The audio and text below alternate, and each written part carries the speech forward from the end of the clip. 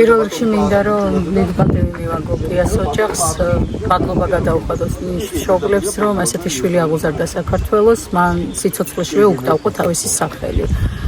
ჩვენ ეხლა დღეს უმძიმეს მდგომარეობაში ვიმყოფებით მთელი საქართველო და მინდა ვთქვა, რომ აქ პარტიულობას და იმას არაფერი აზრი არ აქვს.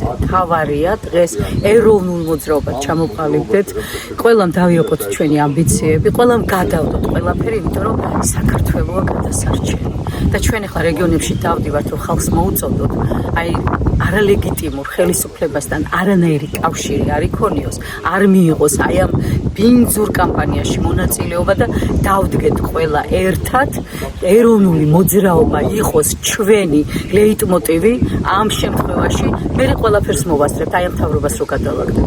პირველ რიგში ჩვენი მიზანი არის ეს არალეგიტიმური უსინდისო რუსული ხელისუფლება განვარიდოთ და მოვაშოროთ აი ამ ქვეყანას და შემდეგ მე ავაწყოთ ჩვენი ქვეყანა. მე მოუწოდებ ყველა ადამიანს გადადოს თავისი პირადი ამბიცია.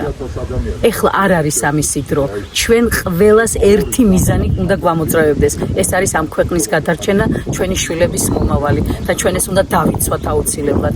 ჩვენი წინაპრები ყველაფერს აკეთებდა იმისთვის, რომ აქამდე მოსულიყო ეს ქვეყანა. არავის ჩვენთვის ლანგარზე არ დაულაგებია საქართველოს დამოუკიდებლობა. სისხლით და ოფლით მოპოვებული უნდა რომ ლანგარზე დაულაგოს და ისე მიართვას რუსეთს, მაგრამ ეს არ გამოვა. სანამ ჩვენ ვართ ამ ქვეყანაზე, ჩვენ ვარსებობთ ამ ქვეყანას, ჩვენ უფლებას არ მივცემთ არავითარ შემთხვევაში. აი ამ არ ვიცი, მოღალატე ხელისუფლებას, აი ამ რუსულ ხელისუფლებას, რომ სამშობლო წაგვართვას. ესენი ხო სამშობლოები არიან. ჩვენთვის სამშობლო არის ზეუზენაესი. ყველაფერზე მაღლა მდგომია სამშობლო. ვინაიდან სამშობლოს გარეშე ჩვენ არაფერს არ მოვადგენთ. ამიტომ უნდა ვიბრძოლოთ სამშობლოს დასაბრუნებლად.